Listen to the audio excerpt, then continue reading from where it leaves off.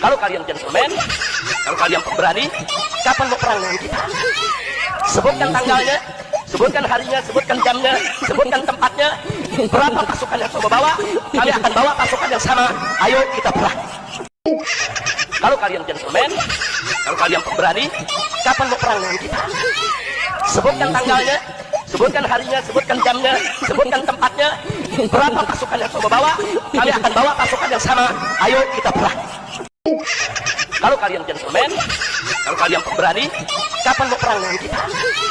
Sebutkan tanggalnya, sebutkan harinya, sebutkan jamnya, sebutkan tempatnya. Berapa pasukan yang kamu bawa? Kami akan bawa pasukan yang sama. Ayo kita perang. Kalau kalian gentleman, kalau kalian pemberani, kapan mau perang dengan kita? Sebutkan tanggalnya, sebutkan harinya, sebutkan jamnya, sebutkan tempatnya. Berapa pasukan yang kamu bawa? Kami akan bawa pasukan yang sama. Ayo kita perang. Assalamualaikum warahmatullahi wabarakatuh. Sahabat konsep kehidupan channel di mana saja berada, berjumpa lagi tentunya pada kesempatan ini. Mudah-mudahan kita semua senantiasa sehat walafiat dan selalu dalam lindungan Allah Subhanahu wa ta'ala. Amin ya rabbal alamin. Sahabat dan saudara-saudaraku seiman dan setanah air di mana saja berada, pada kali ini saya akan mereaksi sebuah video legendaris kisah cinta Romeo and Juliet. Nah, ini cerita legendaris ya. Seorang yang mengaku keturunan Nabi ternyata bejat moralnya ya.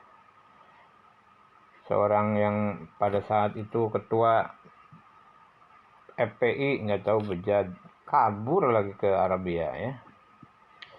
Nah, saat ini kan dia sedang santer galaknya ya.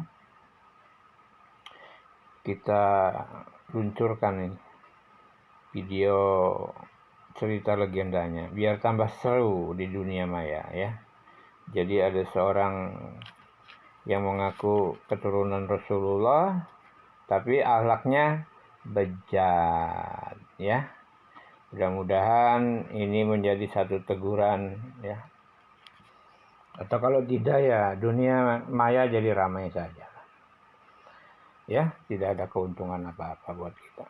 Kita hanya ingin agar para ulama kita sadar dan kembali ke jalan yang benar. Bahasa Rijik, sebodoh amat. Mau kemana kek? Ya? Mau ngapain kek? Rijik ini? Ya. Jadi cerita legenda ini juga bisa ini ya, bisa menurunkan jabatannya ini. Jabatan Habibnya bisa hancur ya. Jadi yang ada Mang Rijik aja, tukang minyak nyong-nyong ya. Ya mudah-mudahan ini menjadi satu inspirasi, pemantapan dan keyakinan. Jadi seperti inilah akhlak, tabiat dan sikap yang mengaku keturunan Rasulullah. Apa yang mau dicontoh, apa yang mau dianggap iya, apa yang menguatkan, nggak ada kan? Akhlaknya jauh ke bumi ke langit, deket-deket acan ya. Kelakuannya boro-boro ya, nggak ada lemah lembut, sentak senggor borongose ya. Ternyata sifatnya juga seksual, hawa nafsunya nggak bisa dijaga ya. Nggak taunya persis kayak ini, kayak anak jalanan ya. Parah ini, masa mau diambil contoh yang begini, mau dipakai panutan ya. Nggak mungkin atau masih banyak ulama-ulama, kiai-kiai yang alim di Indonesia, di Nusantara. Masa Mang Rijik, Ki Rijik, ini yang ini tukang rongsok, Rijik mah harusnya jangan jadi ini ya. Tukang rongsokan, mengutin kardus, pantas ya lagunya kayak gitu kan. Ya, sahabat, kita simak saja bagaimana ini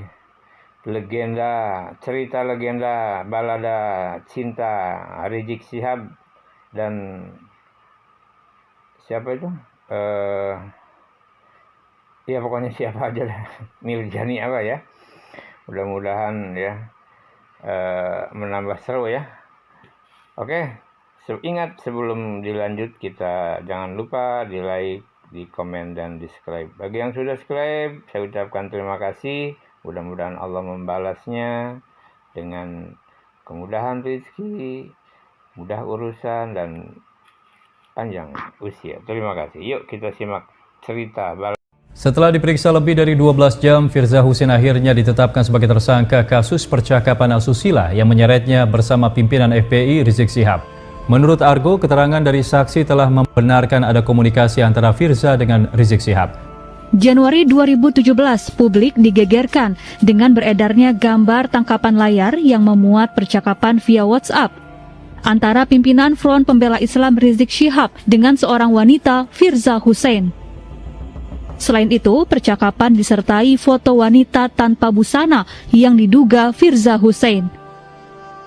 Percakapan beredar pertama kali di situs baladacintarizik.com. Tadi malam itu saya habis gempur Habib, bombardir. Gua hajar benar-benar dia tadi malam. Dari kemarin Kak, minta ampun dia. Saya bilang Habib sudah keterlaluan batas ya. Saya bilang udah kelewatan. Saya cukup sabar ya. Jangan coba-coba mainin saya bilang. Ya saya sudah punya firasat tidak enak. Saya bilang Habib tidak jelas. Dia kaget kan. Loh Firza berarti bohong. Firza tidak hapus chat. Oh tidak, saya hapus Dip. Saya tidak mau sakit sendiri. Kayak gituin. Ada dia janji mau nikah, dia janji mau nikah, dia janji ada semua Kak. Saya kirim ke dia. Stres dia Kak Emma. Tolong Firza, tolong. Sudah saya tidak mau lagi berjuang. Dia bilang saya suruh orang lain aja mimpin.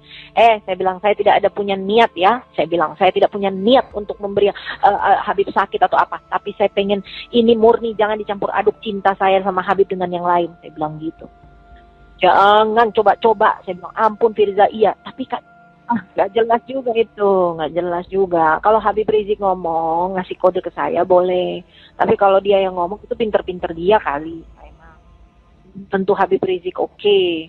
Tapi Kak Emma, saya kasih kena bagiannya dari kemarin. Sampai tadi subuh dia WA, iya Firza, semoga Firza sejuk hatinya. Coba begitu. Saya bilang, Bib, saya berbuat seperti ini karena perbuatan Habib sendiri. Nah, Habib merasa diteror, diancam, tertekan karena perbuatan Habib sendiri. Tapi saya ini cukup sabar, Bib. Habib keterlaluan batas, saya bilang. Saya dianggap apa? Jangan, Bib. Bib, saya bilang, pemimpin bisa tumbang karena wanita. Saya gituin. Pertama dia ngamuk-ngamuk kan, Firza mau ini saya, udah Firza ini. Awal dia ngamuk tuh kayak mau, saya lawan, saya nggak peduli. Firza saya stres, saya ngedrop. Saya lebih stres, saya lebih ngedrop. Saya lawan kayak mah. Dia bilang Firza saya hampir gila gara-gara masalah ini. Saya lebih gila, Bib. Teman-teman saya semua menegur saya tidak pernah berkelakuan seperti ini. Saya bilang begitu. Sampai kaki saya dijahit, saya gituin. Habib udah kelewatan batas sama saya ya. Perbuatan Habib sudah keterlaluan. Gituin Kak Emma. Jangan dicampur aduk hubungan saya, percintaan saya dengan Habib dengan urusan politik, tata harta. Macam-macam saya ngomong Kak Emma. Ngamuk, saya nggak tahu kenapa masuk jin kali. Ngamuk, iya Kak Emma. Terus saya bilang gini, hei Habib, saya bilang ya, selama ini saya mau tanya sama Habib. Habib kan punya mata. Habib lihat, apa yang selama ini saya bawa Ratna dan Ahmad Dhani ke Habib supaya semua jadi baik.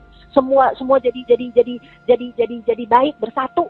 Saya ikut arahan Habib, ikut kegiatan MPI, diklat, pengajian, ini itu, ikut. Habib suruh saya, Habib sarankan. Iya, saya patuh dan taat. Habib suruh saya deketin bidadari satu yang tidak pernah saya lakukan seumur hidup. Saya lakukan, gila. Saya bilang, Habib gila. Saya gituin. Ngamuk saya Kak Emma. Akhirnya nggak minta ampun, minta maaf, minta ampun. Tolong Firza, tolong minta ampun. Sampai dia mau mundur, dia nggak mau lagi mimpin aksi ini. Kak Emma, bayangin. Saya bilang, saya tidak ada niat ya. Tidak ada niat menteror, mengancam, ataupun menekan. Saya tidak ingin Habib sakit, tapi perbuatan Habib yang buat saya seperti ini. Jangan Habib pikir saya perempuan sembarangan, kayak gitu. Saya bisa berteriak. Selain memeriksa Firza Husein, penyidik juga memanggil Fatima atau KMA, perempuan yang disebut-sebut dalam rekaman percakapan seorang wanita diduga mirip Firza. Penyidikan kasus ini semakin terang benderang saat Fatima atau Kak Emma mengakui percakapan dan foto di situs Balada Cinta Rizik adalah Firza Hussein. Firza telah 2 kali diperiksa di Polda Metro Jaya, namun Rizik Syihab tidak pernah memenuhi panggilan polisi dan melarikan diri ke Arab Saudi. Gue sih cuma mau bilang, bosku pulang kenapa? Kasihan itu anak orang, tanggung jawab dikit, jangan pas lagi enaknya aja. Om pulang lah ke Indonesia.